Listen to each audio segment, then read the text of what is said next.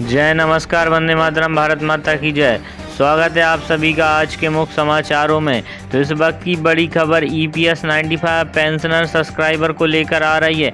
अगर आप एक EPS पेंशन धारक है तो ये खबर जान लेना आप सभी के लिए बेहद ही ज़्यादा महत्वपूर्ण है, क्योंकि अभी अभी मोदी सरकार ने वीडियो कॉन्फ्रेंसिंग के जरिए बहुत ही बड़ी घोषणा यहाँ पर कर दी है EPS 95 को लेकर। जैसा कि आप सभी जानते हैं, अशोक रावत जी लगातार यहाँ कुछ से कर रहे थे EPS 95 पेंशन वृद्धि को लेकर, और काफ़ी दिनों से वह लगे हुए थे कि जितने भी EPS धारक हैं उन्हें उनका हक मिल सके, क्योंकि जो EPS है वह काफ़ी कम मिल रही थी। तो आप सभी जानते होंगे कि जो EPS है उसमें 60 लाख से ऐसे कर्मचारी थे जिनको 1500 रुपये से भी कम पेंशन प्राप्त हो रही थी, और उनके महीने का गुजर बसर अच्छे से नहीं हो पा रहा था, और उनके सामने एक आजीविका का संकट सामने खड़ा हुआ था। वहीं इस वक्त कोरोना स्थिति और लॉकडाउन की स्थिति के चलते काफ़ी ऐसे EPS धारक हैं जिन्हें पेंशन में वृद्धि की मांग पूरी होने से पहले ही वह इस दुनिया से जा चुके हैं। काफ़ी ऐसे पेंशनभोगी हैं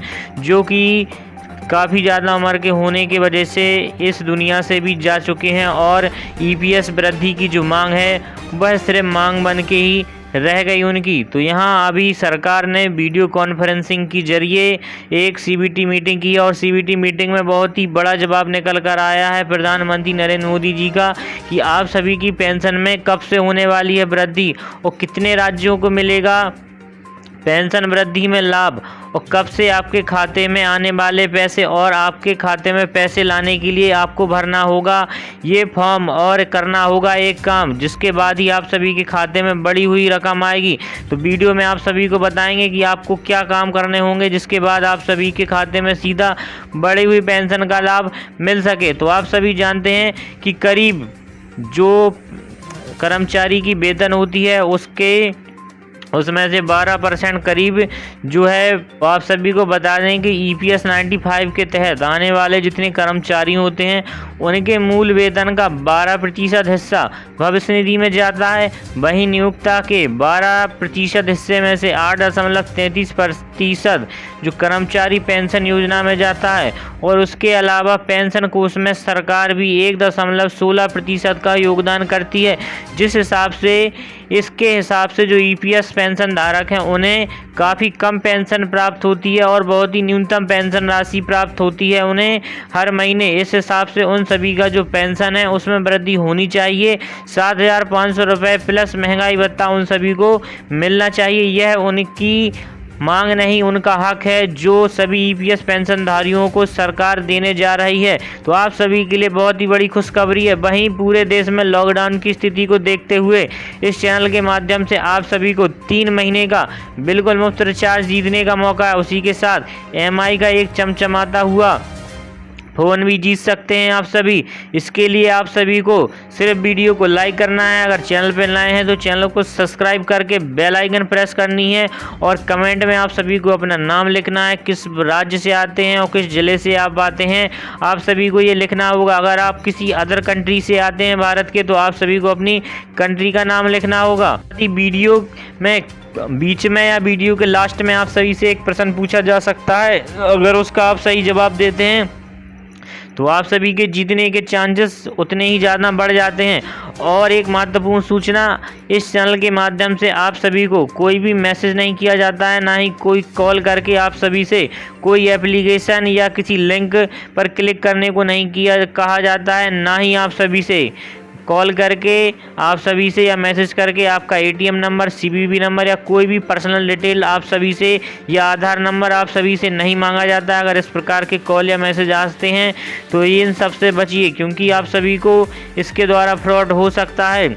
अगर आप ऐसा करते हैं तो उसके जिम्मेदार आप स्वयं होंगे। आप सभी को पता है कि जो कमांडर हैं EPS 95 पेंशन संघर्ष समिति के अध्यक्ष अशोक रावत जी वह काफ़ी लंबे समय से पेंशन वृद्धि की मांग को लेकर यहाँ कोशिश कर रहे थे, और उसी के साथ ही उन्होंने लगातार सरकार को भी पत्र लिखे हैं, और जो श्रम मंत्रालय है उसको भी कई बार पत्र लिखकर भेजा गया है कि जितने भी EPS धारक हैं उनकी पेंशन में वृद्धि हो और उन सभी को उनका हक मिल सके। और EPS पेंशन वृद्धि के लिए भिक्षु आंदोलन भी चलाया गया था भिक्षु आंदोलन, जिसमें EPS 95 पेंशन वृद्धि को मांग के रूप में रखा गया था कि जितने भी EPS धारक हैं उन्हें उन सभी का हक मिल सके।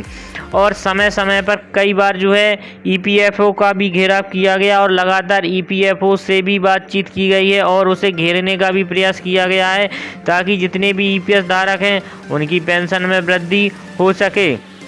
और उसी के साथ ही जो मथुरा से सांसद हेमा मालिनी, उन्होंने भी श्रम मंत्रालय को पत्र लिखा था और जितने EPS धारक हैं उन सभी का समर्थन करती है। उन्होंने संसद में भी कई बार इस मामले को उठाने की कोशिश की है कि 7,500 रुपये जो कि हर पेंशनभोगी की मांग है और उन सभी का हक है, उन्हें सरकार दे। और उसी के साथ ही जो मेडिकल है उसको भी फ्री करे EPS धारकों के लिए। तो लगातार यहाँ EPS धारकों के लिए पेंशन वृद्धि की मांग बनी हुई थी। उसी भी सरकार की तरफ से सरकार ने जो कमांडर अशोक रावत हैं उनकी बातों को सुना है गौर से और ठोस आश्वासन दिए थे कि जल्दी सरकार जितने भी EPS धारक हैं उन्हें उनका हक दिला सकती है और EPS पेंशन में वृद्धि कर सकती है। और 7,500 रुपये को लेकर जल्दी सरकार अपना कोई फैसला ले सकती है। तो सरकार ने लेकिन अभी तक कोई भी 7,500 रुपये पेंशन वृद्धि को लेकर फैसला नहीं लिया। इसी के चलते जो कमांडर हैं अशोक रावत, उन्होंने 1 जून को अनशन की शुरुआत की है। जी हाँ, 1 जून से उन्होंने भूख हड़ताल पर जाने के लिए कहा है कि अगर सरकार 7,500 रुपये की मांग को नहीं मानती है तो जितने भी EPS धारक हैं उनके साथ जो कमांडर अशोक रावत हैं वह भूख हड़ताल कर सकते हैं 1 जून को।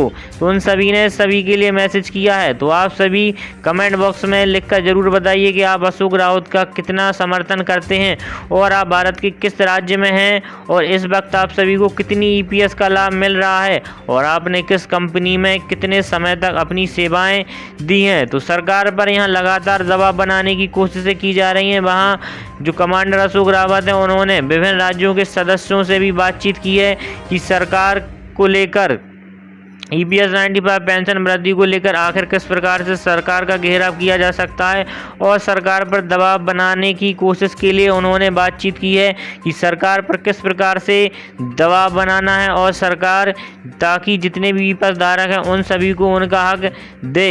क्योंकि EPS 95 पेंशन सब्सक्राइबरों के सामने इस समय बहुत ही मुसीबत का समय कट रहा है। जैसा कि आप सभी को पता है पूरे देश में लॉकडाउन और कोरोना की स्थिति के चलते उन्हें बहुत ही न्यूनतम धनराशि प्राप्त हो रही है, जिससे उनके महीने का गुजर बसर हो पाना बहुत मुश्किल हो गया है। इसलिए लगातार EPS 95 पेंशन सब्सक्राइबरों की मांग को उठाया जा रहा है और जल्द से जल्द आप सभी की पेंशन वृद्धि हो सकती है। इस प्रकार की संभावना है कि सरकार जल्द से जल्द पेंशन वृद्धि को लेकर कोई बड़ा विचार और फैसले कर सकती है।